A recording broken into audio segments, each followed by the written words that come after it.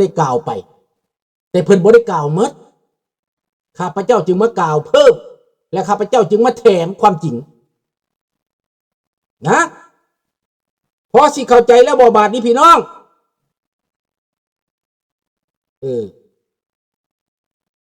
แล้วมันเป็นแบบนี้แหละนั่นเรื่องต่างๆทั้งหมดนี่นะพี่น้องเอ้ยมันมาแต่ใสมันมาจากการแทรกแซงหาที่ปีบ่หยุดบ่เซาบ่หยุดบ่เซาได้พิจิตะเข้าใจแล้วประชาชนยากจนนั่นน่ะมันบ่ได้ยากจนย้อนว่าคนลาวนอกเฮาหนีมาน่ะเฮาบ่เฮาปล่อยเฮือนซานปล่อยดินดอนตอนหญ้าเฮาปล่อยโอกาสเวลาให้พวกเพิ่นทั้งหมด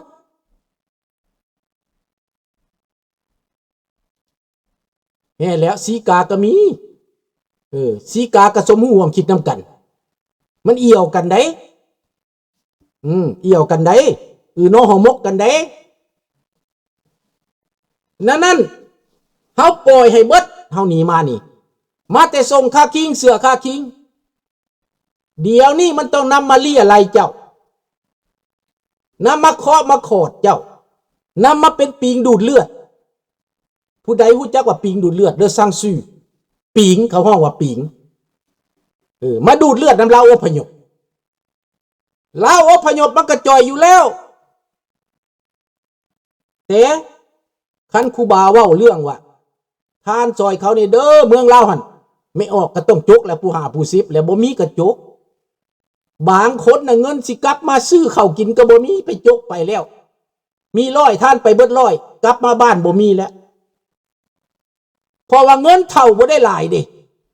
บางคนผู้หญิงผู้เฒ่าได้แต่600นึงเด้ได้600นึงเด้แต่ก็ไปทานหมดแหละ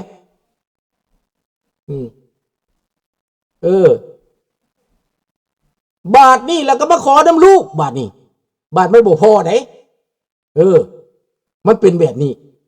เพราะว่าผู้เฒ่าใจอ่อนเด้เพิ่นเห็นน้ำท่วมนี่เพิ่นก็อยากห้องอยากให้เด้เห็นคนล้มคนตายเห็นน้ำท่วมเป็นแบบใดก็ถือว่าอยากซอยถือว่าใจบุญในประเด็นนี้ว่าองค์กรจากองค์กรช่วยเหลือองค์กรการกุศลกลายเป็นองค์กรการเมืองแอบแฝงอยู่ในประเทศแคนาดาอยู่ในประเทศอเมริกาอยู่ในประเทศฝรั่งเศสทั่วโลกเขาจะประสานงานกับสถานทูตลาวเขาจะประสานงานกับรัฐบาลลาวเขาจะประสานงานกับกระทรวงของประเทศลาว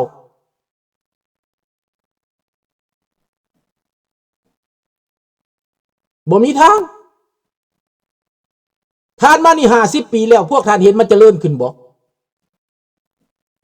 บางคนก็อ้างว่าตัวสิไปสร้างทางเก็บเงินนำคนสิไปสร้างทางมักหน้าจืดมันก็สิไปสร้างทางให้ได้สร้างทางเมืองลาวได้มันเว้าได้มันตัวประชาชนว่ามันสิไปสร้างทางน่ะมันบ่แม่นความรับผิดชอบของบักหน้าจืดบักหน้าจืดเป้าหมายของมันสิไปซอยเด็กน้อย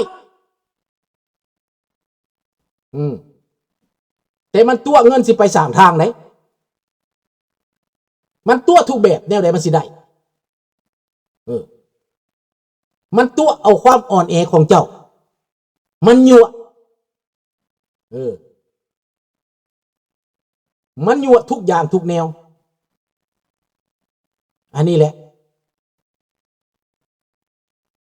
พวกเฮาต้องเข้าใจว่าองค์กรการเมืองของมันน่ะมันอยู่ในแบบนี้ถ้าผู้ใดหากเฮ็ดคลิปซอยข้าพเจ้าได้เพราะว่าข้าพเจ้ายังบ่ได้มีเวลาจะถามลูกแต่ยังบ่มีเวลาเฮ็ดคลิปเฮ็ดซับไตเติลที่มันเว้านั่นนะมันโฆษณานั่นนะเอาแปลเป็นอังกฤษโหลดออกมาไว้ต่างหากเด้อพี่น้องเด้อแปลเป็นอังกฤษโหลดไว้โหลดออกมาแล้วแปล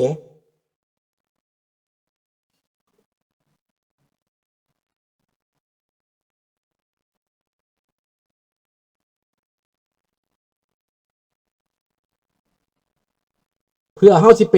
เอาไว้เนาะให้โหลดไว้เด้อพี่น้องเด้อ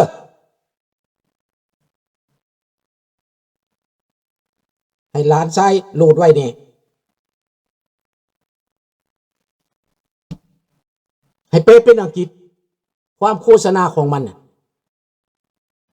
มันโฆษณาส่วนเสือให้เฮ็ดซับไตเติลนั่นแหละลองเฮ็ดเบิ่งดูตาราโหลดเอาไปแล้วเฮ็ดเบิ่งแน่เห็นแล้วบ่วิดีโอน่ะยังมีคนบ่เป็นลุงก็ยังบ่เป็นเด้เฮ็ดซับไตเติลของมันหั่นน่ะธรรมดา AI มันเฮ็ดที่ไปถามลูกก่อนผู้เฒ่ามันหลากหลายแนวหลายเฮ็ดเนาะเดี๋ยวนี้เขาเก่งเรื่อง AI นี่หลายคนเด้เขาเฮียนน่ะพวกหนุ่มเขามือไวเฮานี่มือซ่ามันหลายแนวเฮียนเนาะมีแต่แนวเฮียนแต่ละมือ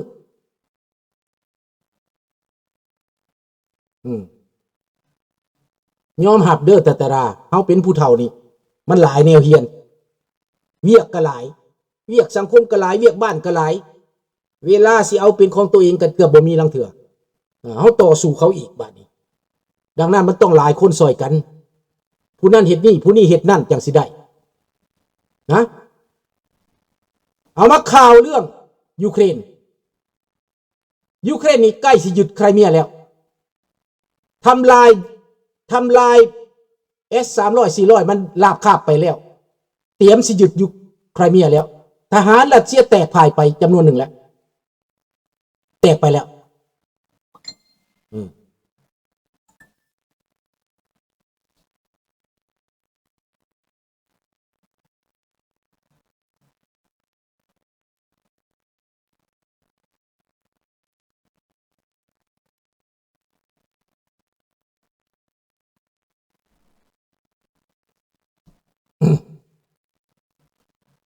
ในเมื่อทหารรัสเซียแตกพ่ายไปจากไครเมียนะ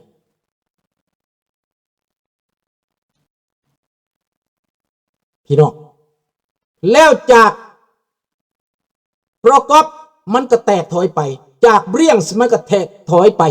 ในเขตเบรียงนั้น170 กว่ากิโลเมตรการียึดได้ขึ้นมาอาวุธที่อเมริกาให้มานั้นกำลังหลั่งไหลเข้ามายูเครนจะได้ใช้อาวุธนั้นสำหรับปลดปล่อยไครเมียในบ่นานนี่แหละอาจจะก่อนหน้าหนาวตามข้าพเจ้าคาดเบิ่งแล้วใส่อีกพี่น้อง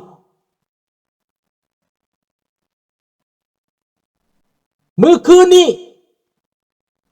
เซนต์ปีเตอร์สเบิร์กแม่นบ่แม่นชื่อมันบ่เมืองรัสเซียนี่จะแม่นมาชื่อยากลางเทื่อก็ได้ฟาดไปจัดการไปมุงดุยปุ้ยจัดการโรงไฟฟ้าจัดการน้ำมันมุงดุยปุ้ย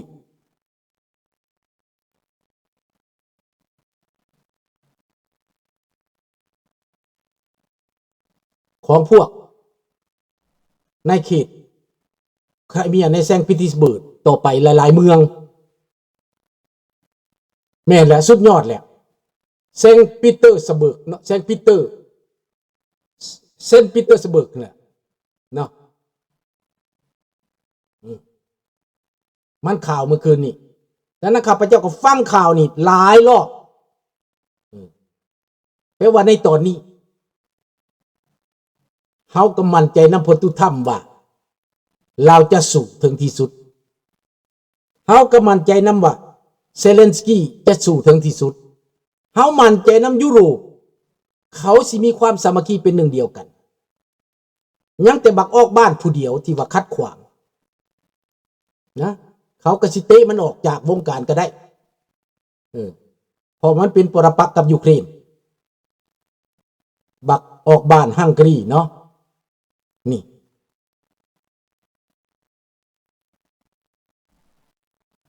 บ้านเกิดของบักปูตินบ่เซนต์ปีเตอร์สเบิร์กแม่นเขาถล่มแล้วนักแล้วนะข้าพเจ้าเชื่อนี่ว่า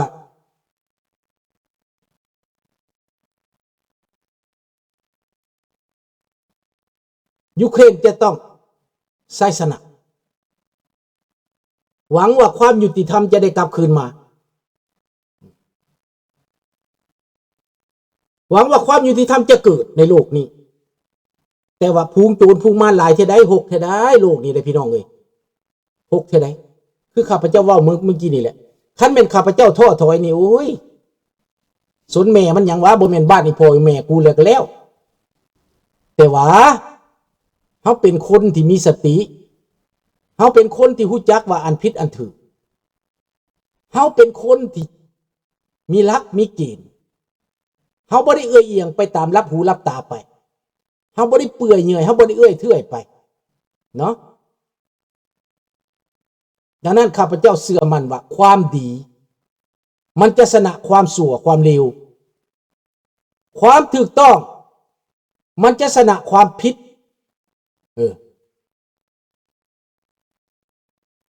แม่นแล้วแต่ก่อนเขาว่าปีตรูกราดเนาะแม่น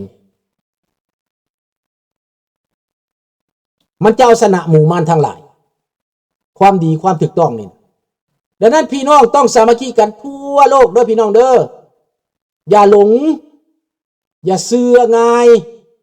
ให้ตึกตองพิจารณาก่อนเงินน่ะนะก่อนเฮาสิให้นี่นะเฮาต้องกวดกาก่อนเฮาต้องบึงก่อนเฮาต้องฟังก่อนข้าพเจ้าเดี๋ยวนี้ให้ก็มีเหตุผลแล้วบ่จกง่ายแล้วให้แล้วก็เบิ่งอีกบ่อนวัดบ่อนว่านี่ข้าพเจ้าเข้าไปเกี่ยวข้องแล้วไปเบิ่งไปติดตามว่าผู้สิมาดูดเงินออกจากหันไปนะแต่ว่ามันก็ยังมีอยู่พี่น้องเนาะให้พี่น้องอวยพรนำกันให้พี่น้องร่วมแห้งร่วมใจกันทั่วโลกให้พี่น้องลาวจุงหลุดพ้นจากภัยพิบัติทั้งปวงทั้งหลายจากน้ำท่วมนี้แต่ว่าข้าพเจ้าเสียใจนำที่บ่ได้ส่งเงินให้เพราะว่าข้าพเจ้าบ่อยากให้มันเป็นตกมือเผด็จการแต่ว่าพวกเพิ่นเอาไปให้ทูตอยู่วอชิงตันโลดอันนั้นตกมือเผด็จการแล้วพวกเพิ่นเอาไปให้พวกโจรพวกมารนี่นะมันบ่ฮอดประชาชนดอกดังนั้นข้าพเจ้าบ่ไว้ใจกับพวกนี้ข้าพเจ้าบ่เชื่อใจพวกนี้เพราะว่าเขาเคลื่อนไหวการเมืองพี่น้องเขาคัดขวางเบิดเขาเคลื่อนไหวในต่างประเทศนี้เขาจะบ่เชื่อเพราะว่าเขาหาผลประโยชน์เขาอยากได้หน้าเขาอยากได้ตาเขาเรียนไปเกี่ยวพันการเมืองพี่น้องทั้งแต่ข้าพเจ้าเห็นองค์กรจัดตั้งทางสากลนี่นะเขาไปช่วยเหลือประเทศใดก็ตามเขาจะบอกไปพัวพันกับการเมืองได้เขาจะขออนุญาตเขาไปช่วยเหลือแล้วเขาก็ไปช่วยเหลือเขาก็ไปแบบของเขาอาโปลิติกได้แต่อันนี้บ่แม่นแลนไปโปรโมทใบย่องย่อสรรเสริญแลนไปเอาเหรียญคือบักเตี้ยครับพระเจ้าว่าไปเอา2-3เหรียญมาแล้วนะบักเตี้ยอยู่ทางหลังบักเตี้ยเป็นผู้ให้ความแนะนำทั้งหมดแล้วก็ติดต่อรัฐบาลให้พวกนี้เขาไปหาบักนี่พวกบักนี่ก็เล่นเขาไปหาจังได้เลียก้นมาเท่าทุกมือนี้มันได้เลียแหละบักนาจืดก็ได้เลียบักใดก็ได้เลียเบิดแล้วบักนาจืดทั้งหลายมันได้เลียก้นมันมีความสุขได้เลียก้นบักลูกบักไก่สอนได้เลียก้นบักอันสอนไส้แล้วมีความสุขพวกคนพวกนี้นะคนไทยไปลาวไปบริจาคเขายังกีดกันแมนเขาว่าไงคันเจ้าบบเอาเงินไปให้มันน่ะอยู่ดอนหลวงเวียงจันทน์บ่ได้ท่วมแล้วบ้านลูกลุงสบายดีอยู่เด้อลุงขอบใจ